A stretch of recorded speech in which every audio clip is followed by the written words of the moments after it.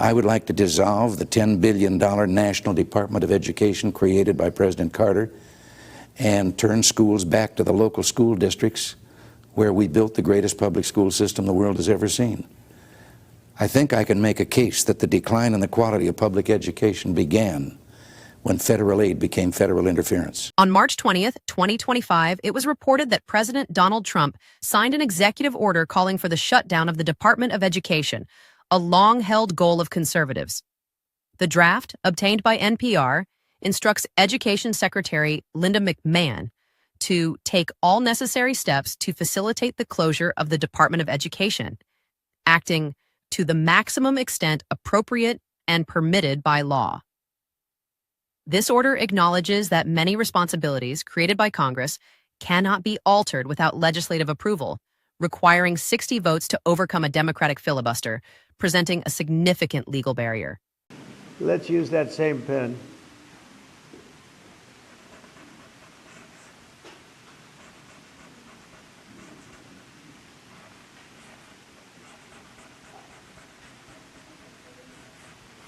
Okay.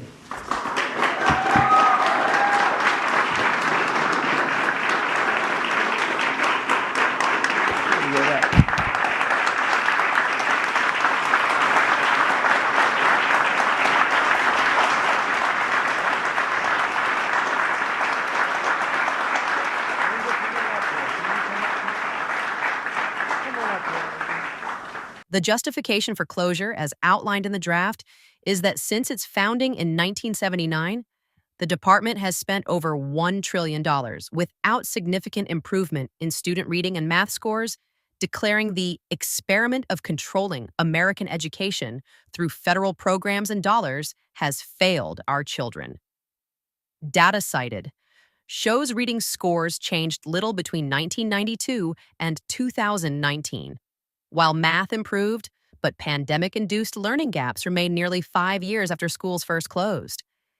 But we're going to be returning education very simply back to the states where it belongs, and this is a very popular thing to do, but much more importantly, it's a common sense thing to do, and it's going to work. Absolutely, it's going to work, and I can tell you from dealing with the governors and others in the state, they want it so badly. They want to take their children back and really teach their children individually. Probably the cost will be half, and the education will be maybe many, many times better. Early moves to reduce the department include gutting the Institute of Education Sciences, IES, and laying off dozens of probationary employees, with others placed on paid leave for associations with diversity, equity, inclusion, and accessibility, DEIA initiatives. The department, employing roughly 4,200 people, with wages accounting for 0.31% of all federal wages, has already announced plans to slash about half its workforce. The Department of Education provides roughly 10% of public schools funding, largely targeted to low-income communities, rural students, and children with disabilities.